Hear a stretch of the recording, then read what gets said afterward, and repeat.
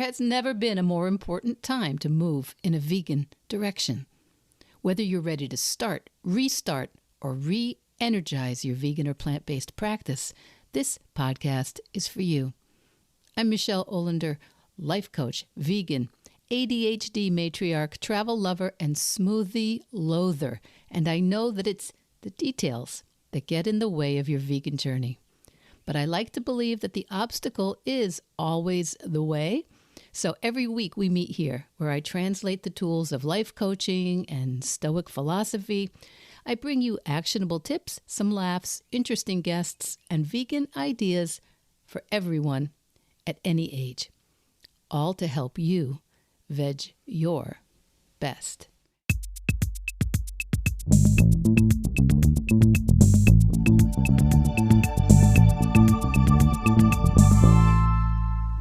Welcome back, my Veg Your Bestie. Welcome to September. Hope it didn't sneak up on you.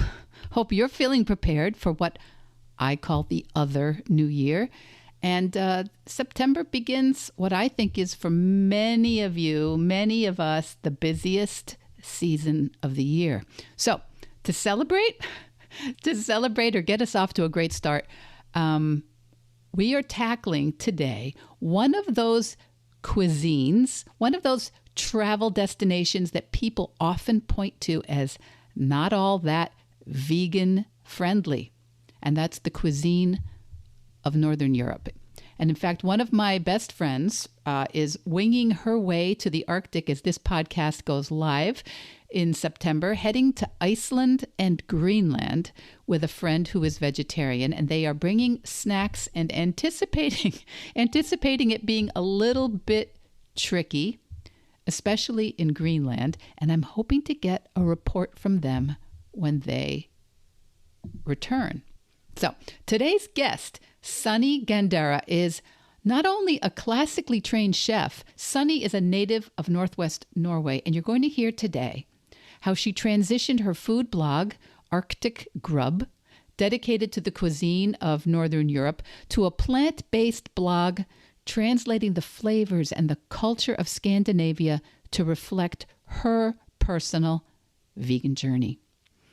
Now, I know this is an issue many of you listeners are fascinated by when our vegan values seem to be at odds with our work or our traditions. So we're going to hear about how Sunny navigated that. And she's also going to talk about her work as a food professional, how she became a proponent of what she calls NorVegan cuisine, and how being Fjord to table does not have to include sea animals.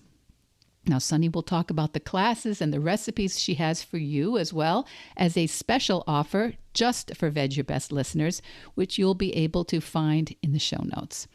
And I think you're going to love listening to Sunny. I think you'll be inspired to bring some Scandinavian flavors and notes into your food this fall and winter. So please listen to Sunny, and I'll be back on the other side. Sunny Gandara, Arctic Grub. Welcome to Veg Your Best. Thank you so much for having me. Happy to be here. Did I say that right? ArcticGrub.com. Is that you? Yes, that is me. That's incredible. I've been looking at your beautiful website, and I learned about you very recently through Ellen Canner, who was on the show a couple years ago, the luminous goddess-like Ellen Canner, who I think she walks on water. I just adore her. And she, as well as you, are a member of a group called Les Dames d'Escoffier, a professional chefs culinary group. And I'm wondering if you tell us, before we get started, about your vegan journey and the work you do, what are Les Dames d'Escoffier?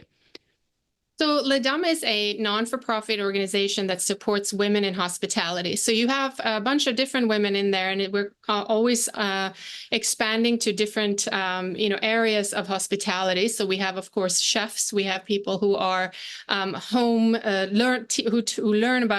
teach cooking classes like me online. You have wine directors, sales directors in the wine and food industry. You have even my friend Jennifer, who is a flower farmer. So, we are really just expanding to support women in hospitality in general. So we do a lot of wonderful things. We have a yearly where we raise scholarships for women who need some financial support, and we put on a lot of different events. And it's all voluntary, all because we really want to support each other in this otherwise a tough industry for women. Now, you are like Ellen, you're vegan, and you are someone who is a professionally trained chef.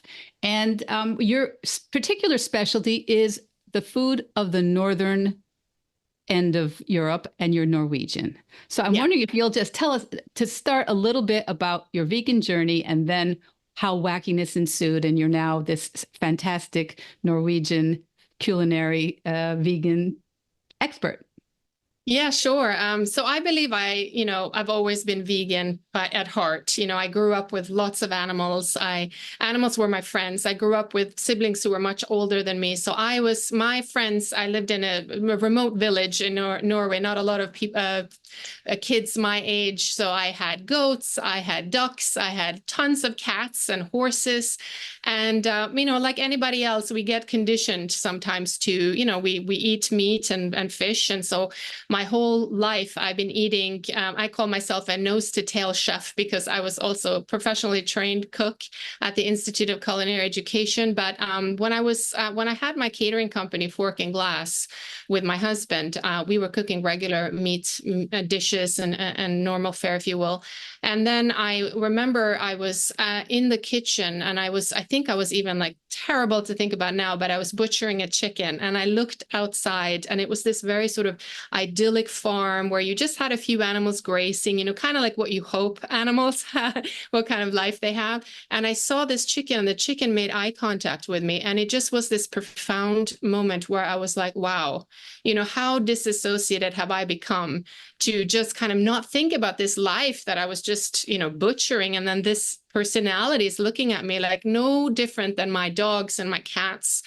And that's what sort of planted the seed. But by then I'd already started my blog, Arctic Grub. So I started it back in 2011 when I started to get homesick. After a while, I was like, the sort of mysticism of New York and the excitement was kind of like, yeah, I've been here for a long time, and now I'm kind of craving the fjords of Norway, and especially my home cooking, my mom's home cooking. So I started it as a non-vegan blog, starting to write about the classic dishes, but not just giving people recipes, but really talking about why do we eat the way we do in Norway, right? So that was what really kind of sparked interest, and I gained a very big following, and it was only my hobby. And then in 2013, which is hard to believe it's over a decade ago, I just finally said, I can't do this anymore. I have to stop eating meat. So initially I was like, I'm going to continue eating eggs. And I wanted to start slowly, but I really did it for the animals because I made the connection. I didn't feel like I could look at myself in the mirror anymore and eat animals. But I was also really scared that I would lose all of these followers that I had, amassed. And a lot of them were it's an older generation in the Midwest, Minnesota and Wisconsin, very traditional group of people. But I was like, well, it is what it is. I'm going to announce that this now is going to be a Nordic vegan blog, or as I like to call it, a NorVegan blog. And funnily enough, I will have to say, I think 99% decided to stay. They were very supportive. There was an older, I can't forget this. It was an older grandmother who was like, oh, my granddaughter is vegan, and now I can cook for her. And now I can show her, that we can still eat from our, culture and still not have to cook with meat, dairy, and eggs. And that's what really sort of catapulted me to start full time, actually. And I worked Arctic Grub full time for several years. I'm back to doing it part time now, but it's a blog that I will never, I think, let go of, because it is so important to me, and to see that people are interested in, and especially now the younger generation who are more interested in finding, not just because of veganism, but they want to learn how to make more sustainable dishes, right? and eat less meat and less fish. So it's really a welcoming page for anybody who wants to just learn more about Nordic food. The criteria I have is that, be open to different things, but also for me, the criteria is it has to remind me of the dishes I grew up with. And my mom was a fantastic cook. And I also have a chef husband who is very not critical of me, but he has high standards when it comes to food, and he's not vegan, so he's my tester on all the dishes that I do. So I'm very happy with the development of it. There's very few blogs now in English that talks about vegan Nordic food, but it's coming, but it's still a very new field. Well, it means you're the expert. It means you're the expert in that area. And I love that you said that originally you were kind of nose to tail, and now your page says Fjord to fork. Yes, exactly. And, the fjord, what I gather from the fjord is not fish, rather a lot of seaweed, more sustainable things that we can do with that. And, when I say fjord, it's really because I'm from Fjord, the fjord country. And so that was really what started Arctic Grub. It was like food from the fjords, and people were very fascinated with it. There's a lot of tourists coming to that region every year. But looking back historically, yes, Norwegians ate a lot of seafood, right? Because we have such a huge coastline, as you can see on the map, and a lot of people sustain themselves by fishing. I come from a family. My grandmother's husband, or my grandfather rather, owned a fish factory, and my uncle was a fisherman. So it is a long history of that. But other than that, there wasn't really a lot of, like, even me growing up, and I'll date myself now, in the 70s and 80s when I grew up, we didn't eat a lot of meat as we do now in Norway. It has changed there too, unfortunately. But, it was really more of a rare occurrence.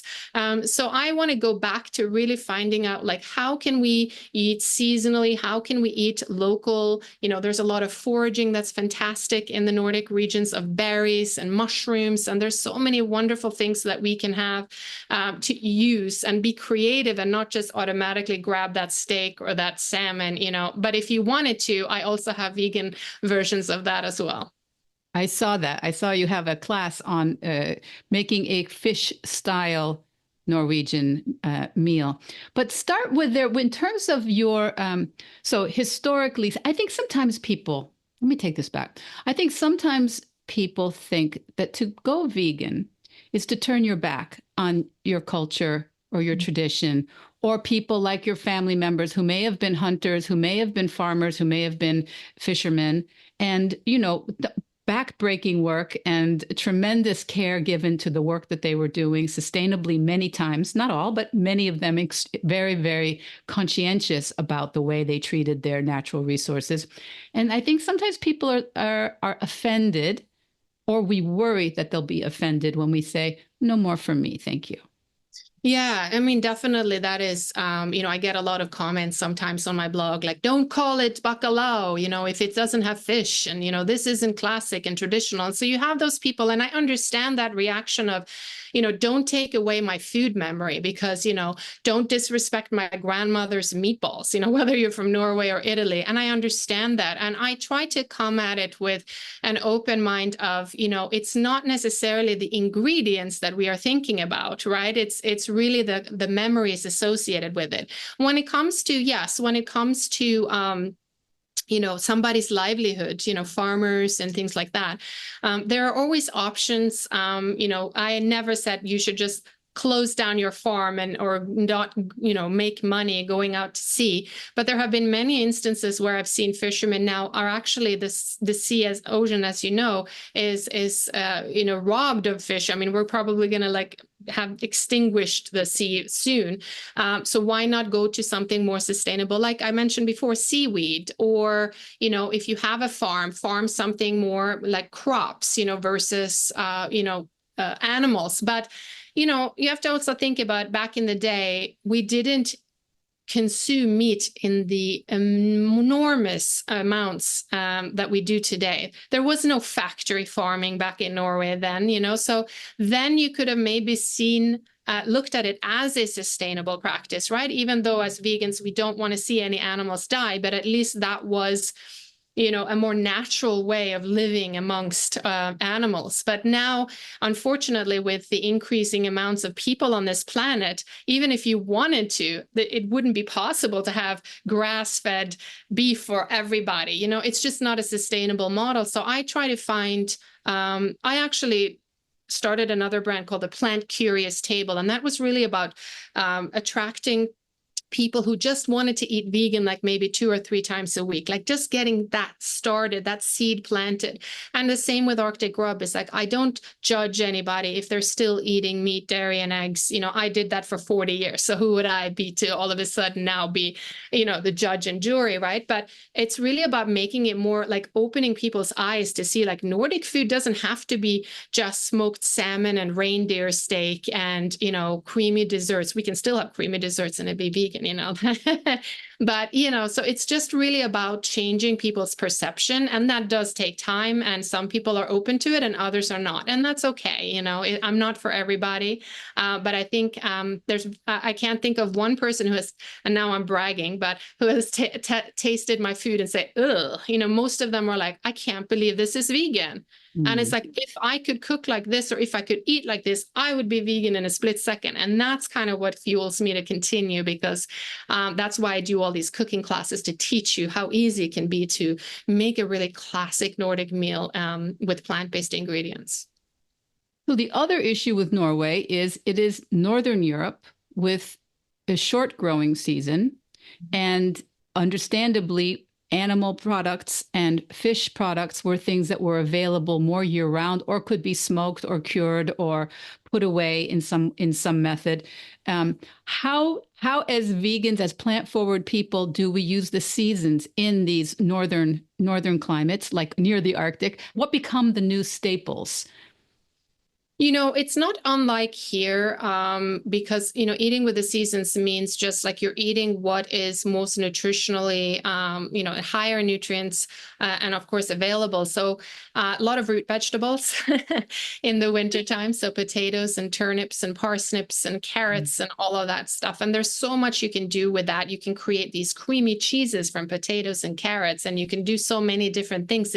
When people think vegetables, they think just like, oh, I'm just going to steam them and eat them as a side, right? But, this is the whole thing, is opening up to creative ways to cook with different vegetables. Yes, it is definitely more challenging in Norway to eat a wider variety of vegetables all year round. But actually, I live in New York. I would never eat tomatoes or eggplant in December. I just don't do it. And if you're looking into like really what the body needs, we are meant to change up our diet, but with now, of course, in Norway too, today, if you're talking 2024, we have mangoes, we have pineapple, we have all kinds of food from all over the globe. But then again, you start to think about sustainability, right? And your carbon footprint. So I think that just being creative with, making things from lentils, legumes, things like that you can actually like have and in dried form, that's kind of like the plant-based curing and things like that. We can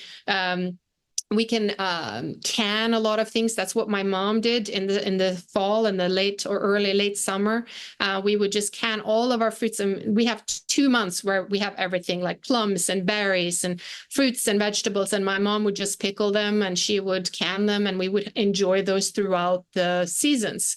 So that is really what I'm passionate about, is to teach people how to do that, so we can become sustainable in a more natural way, and not just think about eating foods from the other side of the world that's probably lost like 50% of its nutrient content by the time it arrives on your plate anyway. So but I think in today's society, it's really difficult because people always want things quick, and they just want to pick something up around the corner or have something delivered. And unfortunately, we see the results of people, including in Norway, being sicker and more overweight than ever before.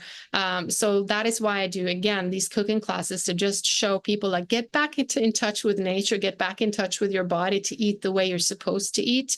And hopefully that message comes through eventually. Well, I saw on arcticgrub.com, I saw on your website, among other things, and also on your Instagram page, which is beautiful, that you take some of the berries and you make like a cordial. So that is something that you can last and get those nutritional elements from the summer into your winter when it's a dark winter night and you don't have a lot of fresh things. Exactly. Yeah, that's a huge part of Nordic culture because, even before in the old days when they didn't have refrigerators and stuff, which why they were digging things into the ground and also freezing and curing and drying and things like that. And I think it's wonderful, I think, and it just brings a different flavor profile rather than eating things fresh. So it mixes it up and it becomes almost like a savory, like umami flavor to it. If you're talking about like doing it, smoking and drying vegetables, for instance, you can do that with. And then, of course, we have mushrooms, which is fantastic. It's Nordic countries are huge in foraging for mushrooms. We have the best chanterelles in the world. Of course, that's very luxurious. But if you can find it in the forest, that's fantastic. And that is so meaty. And you can create steaks from it. You can create like pulled, quote unquote, pork, and all of these things. So, I mean, honestly, like the limit is only in your imagination. There's so much available to us. And, in terms of herbs and all these different things that we can be creative with in the kitchen. I also always think that it gives us so much more respect and sensitivity for our actual human lives on this planet when we do without a little bit, or when we pull something dried that my mother-in-law used to, she was Polish. I'm half Polish. My husband's all Polish. And we used to, she used to put a needle of thread through the mushrooms and dry them. And she'd have them in her pantry, just these threads, almost like a garland of mushrooms that were drying. And then she'd pull them out at Christmas time. And so you would have that sense of summer and fall right there in the middle of a dark night. Yes. And it just makes you appreciate that human being functioning on planet Earth. Absolutely. Yeah. It's my style of cooking. It's my style of being and living. And the older I get, the more I see the need for people to get back in touch with that type of eating and living, just so that we respect, our body knows what it needs. It's much smarter than we think it is, right? It'll tell us. And, the Nordic people have survived. And you see that especially even today, like in Iceland. So I have a cooking class on a trilogy series where I compare Norwegian food to Icelandic food, to Swedish food, and to Danish. I haven't done Finland, but that's not Scandinavia. Neither is Iceland, but, the Nordic countries. And Iceland is still a very isolated island, right? With not a lot of like trees or anything. So they do get very sort of stuck with the ocean, and that's why they're eating a lot of seafood. But even there has, you see this vegan movement starting. There's some vegan options now. I've heard people go to Reykjavik and they find, so there's, it's definitely a growing, but it's still difficult. I mean, if you travel there, it's difficult to just go to a small little village and be like, yeah, I want a vegan food. They're going to look at you like, yeah. So bigger cities is probably where it's at, but you'll see more and more vegan bloggers in Norway, which is really nice. And just being creative with the ingredients that they have available to them rather than rely on, again, those ingredients that come from abroad. On your website, people can sign up to get a list of your 10 like standard recipes, like 10 recipes to try some of your work. I'm wondering if you would either talk about those or talk about 3 or 4 kind of Norwegian classics flavor profiles and what you've done with them. So we can kind of get a sense of what Norwegian food is, because many of us, myself included, don't have a lot of knowledge about it. Yeah, so I think like, for instance, and I actually do want to give away something else, a freebie that is a combination of written recipes for your listeners and a little snippet of my cooking classes so you can get a sense, because I feel like sometimes some people are very visual learners and others are more, they want to read. So this you can get both, right? But in terms of recipes, so we are known as in Denmark as well and Sweden for open-faced sandwiches. These are really beautiful, ornate dishes, and most of them are made with fish or some type of fish and meat, right? And pickled herring, for instance. So in one of my recipes, I use eggplant and I use mushrooms instead of herring, and I just use the same pickling spices, and you would be amazed. And it's like you don't have that really strong herring taste, which I don't miss anyway. But that is like something you put on top of the smoked salmon, which instead of salmon, I use carrot, which I'm not the one who invented that. I'm sure you've seen that already, but roasting carrots and then just like putting it into some type of soy sauce with a little bit of like vegan fish sauce or some type of that. We're really just looking to recreate the flavor of the liquid so that it seeps into whatever main ingredient you're using. So, and then we use something called eggerøre, which is a Norwegian word for scrambled eggs, but it's more soft, in the pan, and it has like chives in it. So of course you can use products like just eggs, but you can also use tofu, and you just want to have like nice, good vegan butter in the pan and make it nice and decadent, and you wouldn't know the difference. It's just as delicious. So there's open-faced sandwiches you can go kind of wild with. There's also a pickled beets, of course, which is very traditional in Scandinavian food. So as long as you put some of those on there, you kind of get that sort of, oh, this is like, I recognize this flavor, And then, of course, you have things like meatballs. Not the same as Swedish meatballs, but I do those too. And that's easier and easier to make now. You can, of course, make it from scratch using lentils and, again, the mushrooms, some nuts in there with all the different spices that we use, like nutmeg and cloves and things like very classic Nordic flavors, which sounds funny because it's a spice from the Far East, but that's another story. And then a nice gravy with boiled potatoes, pickled cucumbers, and of course, lingonberry, or if you don't have lingonberry, which you can find now here at Frozen, but you can use cranberry sauce. So that's a very classic dish as well. And then, more traditional, I would say more on the easy side, I find, is to veganize sweet foods like desserts and baked goods. So we have, of course, our cardamom buns, which are fantastic, and all kinds of different cakes. So there's so many different things. There's the cream cake, there's a marzipan cake. You can go from anything from very simple dishes to more elaborate, depending on what kind of occasion you're looking for. If you just want a Tuesday night dinner, or if you want to cook for Christmas, it's all there. So I think I've thought about almost everything. There's even one called the hunter stew, viltgryte, which I remember because actually my dad did hunt a little bit birds in the mountains when I was younger, and I wanted to make a Norwegian, like very classic vegan dish like that. It has a cream sauce, it has juniper berries in it, fresh herbs, and then of course foraging. Like, we are not going to go hunting in the mountains, we are going to go foraging for mushrooms and wild berries. And that's kind of putting that story together, just like we can still hang out with our parents or our friends or our family and do the same things. We just don't kill innocent birds or animals, and then let them live like they should. And then we can actually take just enough, don't take everything. If you find a nice spot for mushrooms, you always give back to nature, leave it. And then you have the same exact experience. And then with all the different spices and cream sauce, I didn't hear anyone complain in my house when I served it. So so that's what I call a success, because you really have to think about the connotations around food, right? You don't want to, again, what we were talking about before, you don't want to rob someone of their heritage or their experiences, their memories, and their bond with their family. But you want to, sort of introduce different, friendlier ways to enjoy food and cook as well. Because it's the people and the connection. It's not the ingredient in the food. It's the sharing of the food. It's the, and I know so many people in, second, third generation Americans who remember their culture. We've already, most of us, we're already not eating exactly what our grandparents ate. Our grandparents came here and they started to use what they could afford or what they could find, and they made do. And yes, we think of it as grandma's food, but it's not what great-grandmother made. Absolutely. And that is funny you should say that, because I always get,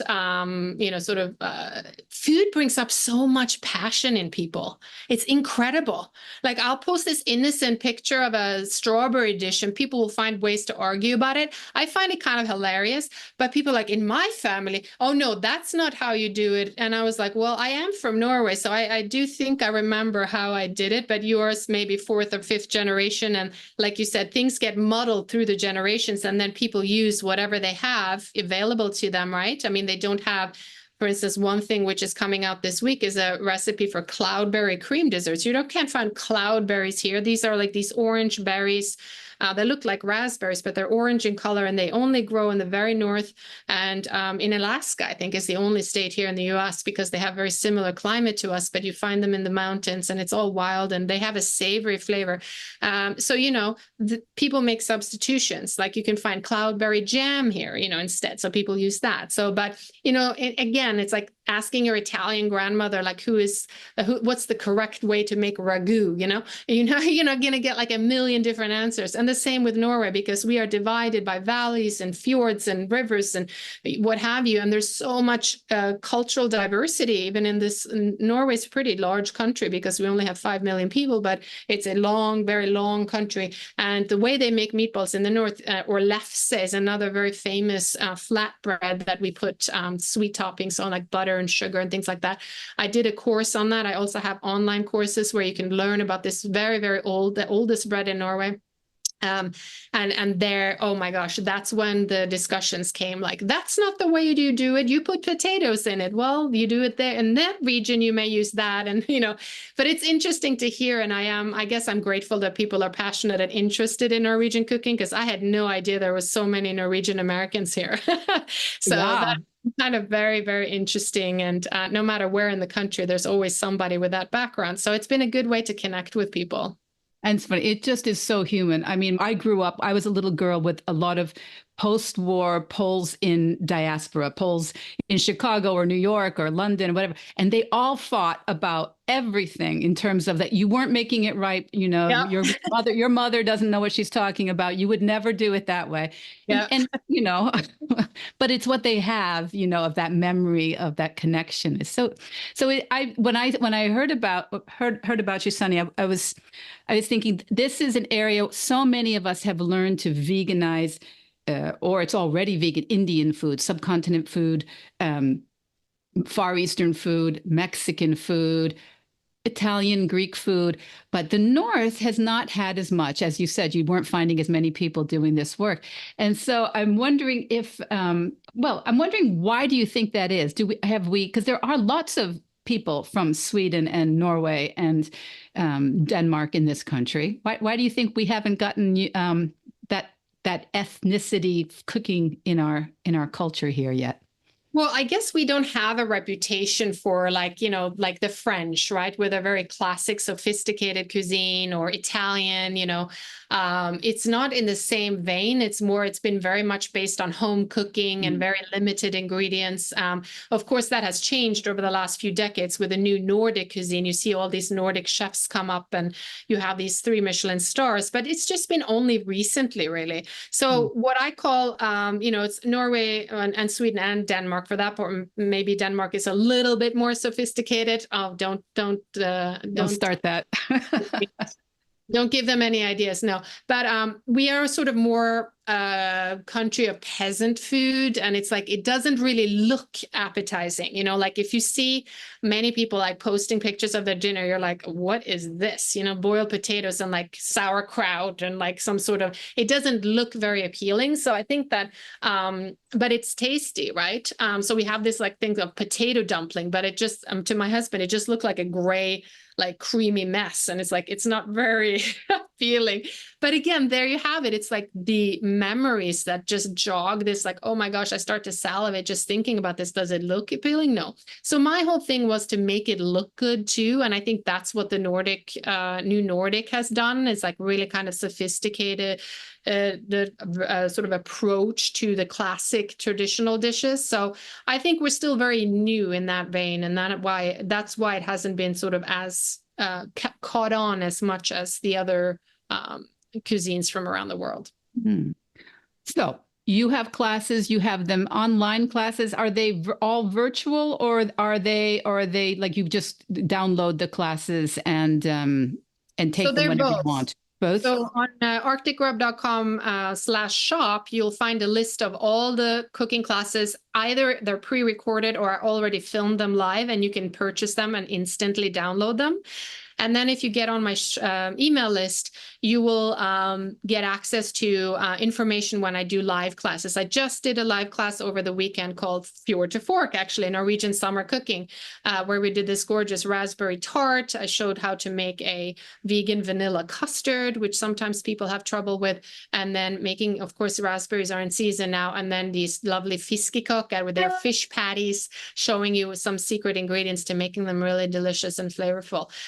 But when you're also on my list, you get access to special, sort of coupons and things like that you can use. I have seasonal bundles. I'm huge, as you probably noticed by now, fan of seasonal cooking. So in my seasonal bundles, you'll get exclusive recipes that are not available on my blog or in my previous classes. So they're just, in these bundles. And then, of course, you can also access my 2 bread courses. I have one called the Flatbreads of Norway, and then I have one on whole grain breads, because that's really what I've heard a lot of people miss when they move from, even from Germany, but from Northern Europe. They come here and the breads are like, what is this? It's like white and there's no nutrients, but I teach you how to make them. These are very simple to make, but they're multi-grain, multi-seeded, and they're delicious. And, it's not something you can get in any baker or any store in the US. So I decided, let's teach people how to bake these so you can enjoy fabulous Nordic breads at home. So those 2 are both available online as well. And those can be instantly accessed once you purchase the course.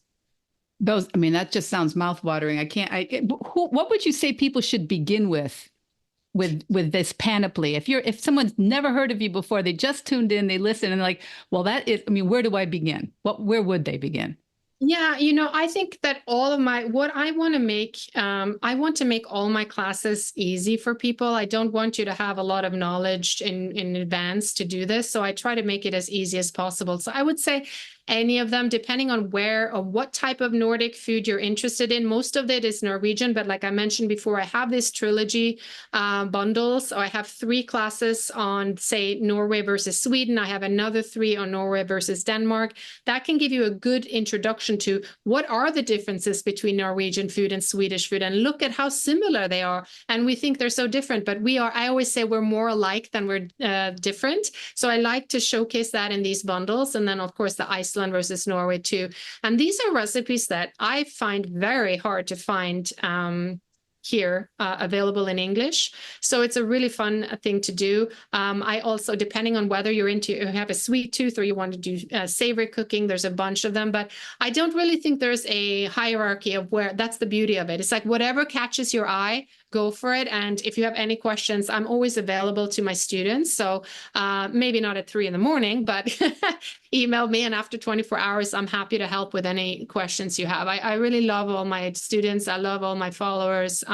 It's very personal to me. I do this mostly for fun, but I started this because I felt like there wasn't enough about Norwegian food per se, and Scandinavian in general. But whenever you heard Scandinavian, you heard Swedish meatballs, and there's so much more to Nordic food than that. So that was my whole idea for starting this up. It's wonderful. Well, I think I'm going to make sure we have links to all your page, arcticgrub.com, to your Instagram.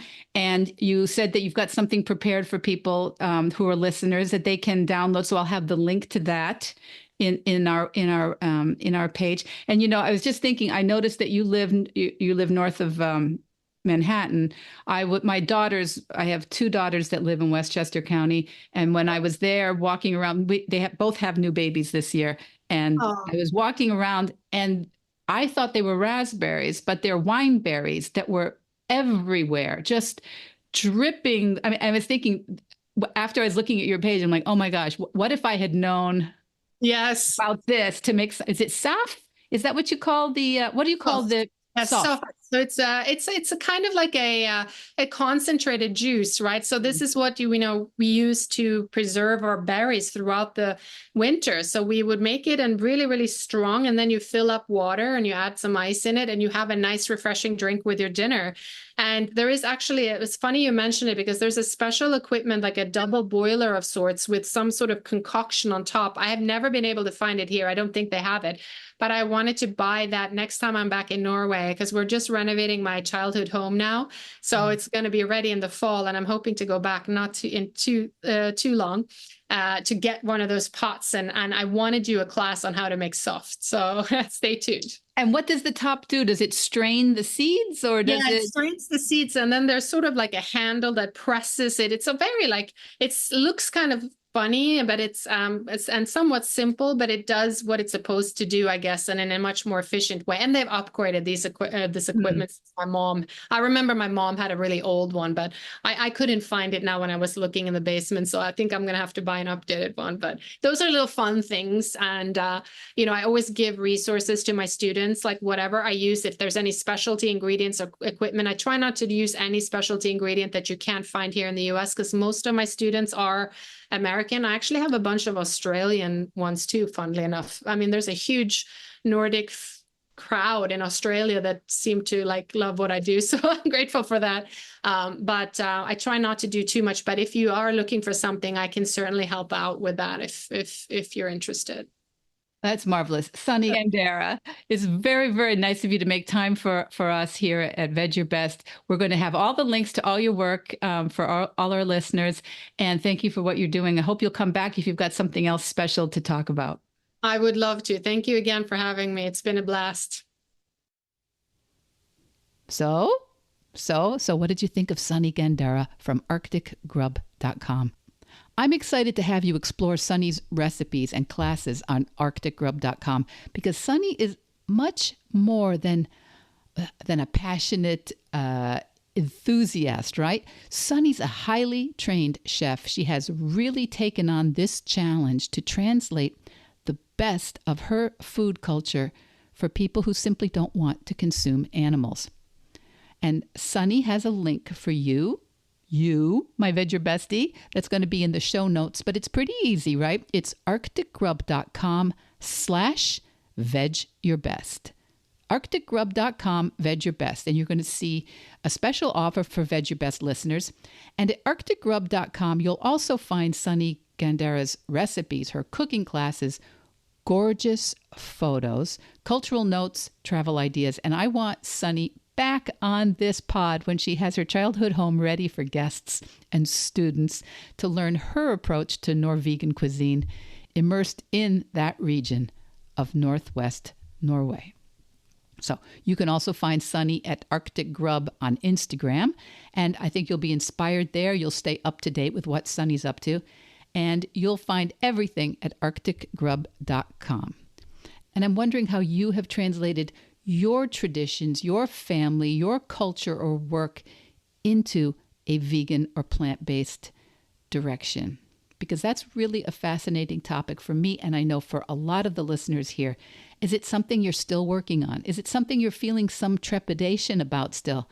Let's talk about that exact subject here. Let me know what you think. And we do it, I think, by getting out there in the real world and remembering to just Vedge Your Best.